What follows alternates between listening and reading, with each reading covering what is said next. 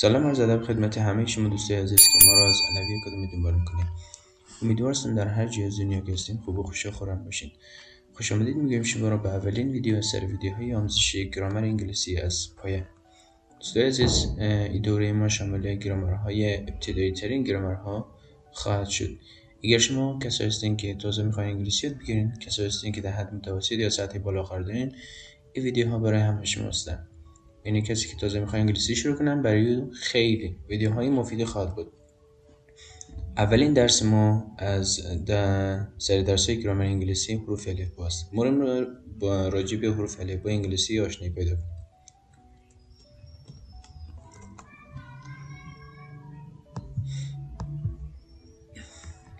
حروف الفبا انگلیسی. الفبا انگلیسی که است در کل شامل 26 حرف است که از بین 26 حرف 5 حرف از او که است حروف صدادار است.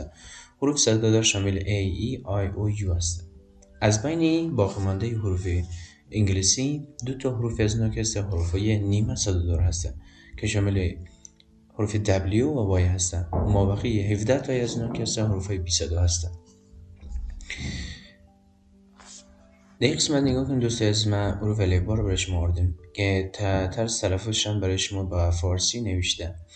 با هم دیگه میخوانیم A, B, C, D, E, F, G, H, I, J, K, L, M, N, O, P, Q, R, S, T, U, V, W, X, Y, Z.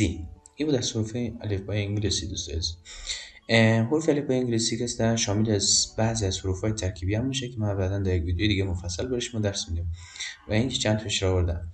Z و H که اکشوش و صدای ژ رو میده دوستای عزیز. K صدای خ رو میده. G صدای قاف رو میده. S صدای شین رو میده. C صدای چ رو میده. که من بعداً در ویدیوهای فونتیک این کلمات را به صورت مفصل برای شما درس میدم.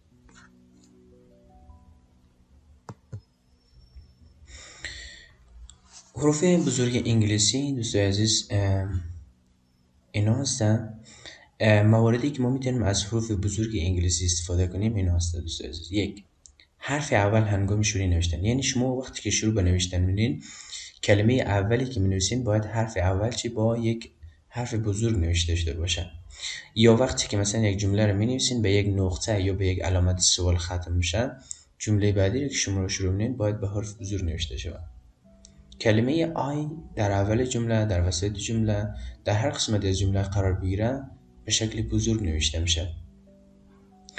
اسامی خاص و عام هم با حرف بزرگ نوشته میشه، اما بعضی از استثناها هسته که با حرف کوچک نوشته میشه. حروف مختصر و سمبول هم در زبان انگلیسی به صورت بزرگ نوشته میشه که مثالش رو دیگه با هم دیگه میبینیم. نگاه کن دوستان عزیز، I در اول جمله قرار گرفته به خاطری که شروع جمله ما هسته بزرگ نوشتیم. H چون در اول جمله قرار گرفته به خاطری که شروع جمله ما هسته باید بزرگ نوشته میشد که بزرگ نوشتیم. He goes to هرات چون اسم خاص هسته با H شروع شده، H رو بزرگ نوشتیم. نگاه کنید جمله ما با یک نقطه پایان یافته. این قسمت نگاه کنید. بعد شروع جمله جدید ما با حروف بزرگ نوشته شده. What about you؟ بعدی شروع جمله ما با حرف بزرگ است. Do you go to Kabul on Sunday؟ کابل بچه کابل که است چون اسم هسته به خاطر از او کی بزرگ نوشته شده. اس Sunday هم به خاطر بزرگ نوشته شده به خاطر که شما اگر در حروف بزرگ نویسی بخونین یه قسمت هسته که شما میخوانین که گفته که روزهای هفته هم باید به حرف بزرگ نوشته شود. کلمه هفته ها یعنی کلماتی که ما میتونیم باش روزهای هفته رو نام ببریم در انگلیسی که است اونا حرف اول چه بزرگ نوشته میشه. I have a soccer match tomorrow and I have to pass the exam next week but I didn't study my lesson.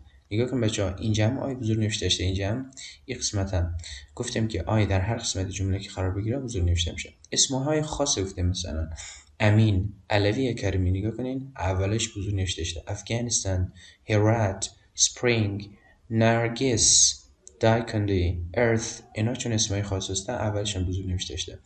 یک چیز دیگه هم که ما برای شما گفتم دوست عزیز که مخفف ها هم که با حروف بزرگ نوشته میشه. نگاه کنید مثلا همین دوره‌ای که ما داریم به نام بیگ یاد میشه، B E G. نگاه کنید ما از اولای کلمه گرفتیم به نام بیگ دوره رو نامگذاری کردیم. پس مخفف ها رو هم با حروف بزرگ نوشته میشه. مثلا Basic English Grammar، گرامر پایه انگلیسی. USA United States of America. نگاه کنیم با USA این سه تا چهار تا جمله کلمه را با سه تا سمبل نشان داده، با سه تا حرف کلان. UK United Kingdom. UK نگاه کنین اولش از گرفته یکم از گرفته نوشته که به شکل خلاصه. چند نکته که میخوایم برای شما بگم این هسته که دوستان عزیز در قسمت تلفظ حروف J و G و K و Z هستن. اول اینکه حروف J اولی که سه ای باید J تلفظ شود، J ای باید G تلفظ شود در انگلیسی. و حروف دوم که سه K هسته ای را بعضی کا تلفظ میکنن. کا تلفظ کردن اشتباه است دوستان، باید K تلفظ شود. تلفظ زی هم که است دو رقم تلفظ داره، یکی بریتانیایی انگلیسی است، یکی انگلیسی امریکایی است. بریتانی ها که است Z تلفظ نه، اما امریکایی ها که است Z تلفظ میکنن. حروف صدادار رو میخوانیم دوستان عزیز. منظور از حروف صدادار حروف هایی هسته که وقتی شما در انگلیسی اونها رو تلفظ میکنین حنجره و حلق و لب‌های شما باز میمونه. اگه مثلا یک کلمه را تلفظ یک کلمه دوستان عزیز یک حرف رو تلفظ کردین در حروف انگلیسی دهن و حنجره و لب‌های شما باز ماند بفهمن که او حرف صدادار هستن. حروف صدادار 5 تا میباشه در انگلیسی که قبلا هم برای شما گفتم. این دوستان عزیز این قسمت قرار داره A E I O U. مثلا یک دانش حرف A را در نظر میگیریم، مثال میزنیم که ببینیم آیا نکته ما گفتم داری صدق کنه یا نه. A مثلا در سه تا کلمه در نظر گرفتیم، یکی cat، یکی name، یکم arm. اگه در cat نگاه کنیم بچه‌ها صدای A را داده، اگه در name نگاه کنین صدای A رو داده و اگه در arm نگاه کنین صدای I رو داده. میبینین که اینجا در هر کدوم از اینا رو که تلفظ کنیم حنجره و لب و چیز حلق ما به صورت باز قرار داره. شما میتونید خودتون تلفظ کنین امتحان کنین. دوستان عزیز درس امروز به اینجا به پایان میرسه. اگر که اولین بار است وارد کانال ما میشین حتما کانال را سابسکرایب کنین. ویدیوهای ما هم در صفحه مجازی بخش هم در فیسبوک هستن، هم در یوتیوب هستن، هم در اینستاگرام.